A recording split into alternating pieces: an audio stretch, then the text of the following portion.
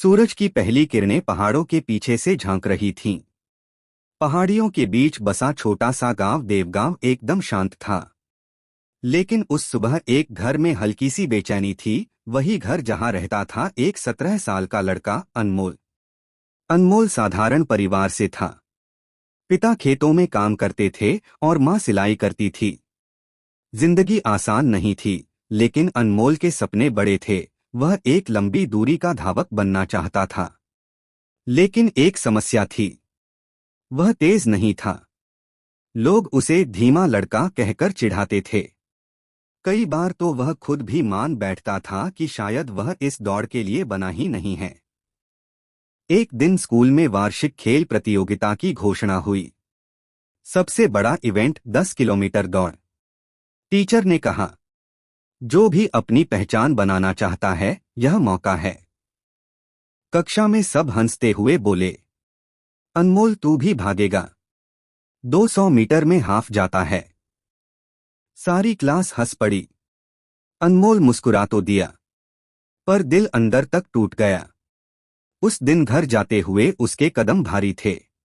रास्ते में नदी के पास बैठकर वह देर तक पानी को देखता रहा। उसके कानों में वही आवाजें गूंज रही थीं, तू नहीं कर पाएगा। रात को पिता ने देखा कि अनमोल उदास था। उन्होंने पूछा, क्या हुआ बेटा? अनमोल बोला, लोग कहते हैं मैं नहीं दौड़ सकता। शायद सच कह रहे हैं। पिता ने हल्का सा मुस्कुराते हुए कहा, बेटा दुनिया हमेशा वही देखती है जो बाहर दिखता है। लेकिन जीत बाहर से नहीं, अंदर से शुरू होती है। अगर तू एक कदम आगे बढ़ा ले तो तू जीत के रास्ते पर है। उनकी बात अनमोल के दिल पर लगी। उस रात उसने फैसला किया, कोशिश करूंगा, चाहे कुछ भी हो। अगली सुबह 4 बजे, जबकि पूरा गांव सो रहा था, अनमोल उठ गया।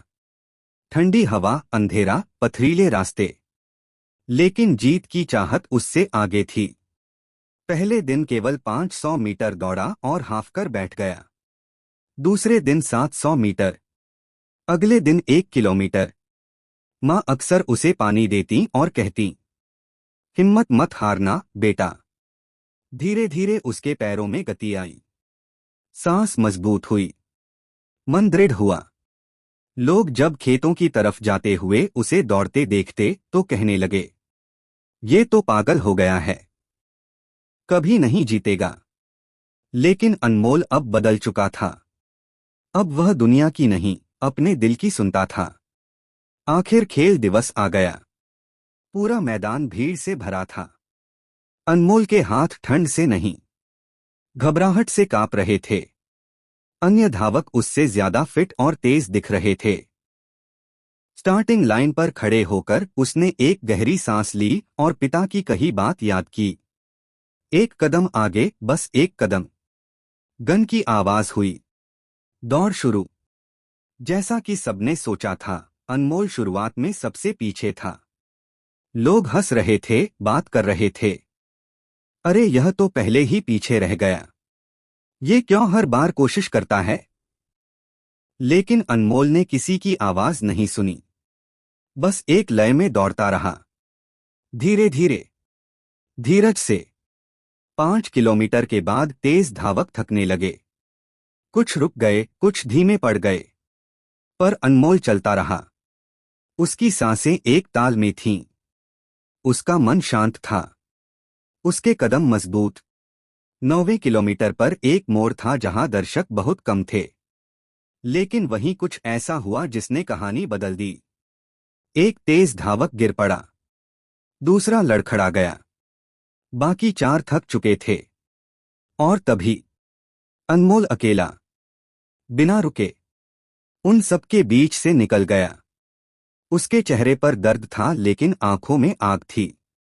लोगों ने पहली बार उसे जीतने की संभावना के साथ देखा। पूरा मैदान चिल्ला उठा, अनमोल, अनमोल, अनमोल। वह आखिरी 200 मीटर में था।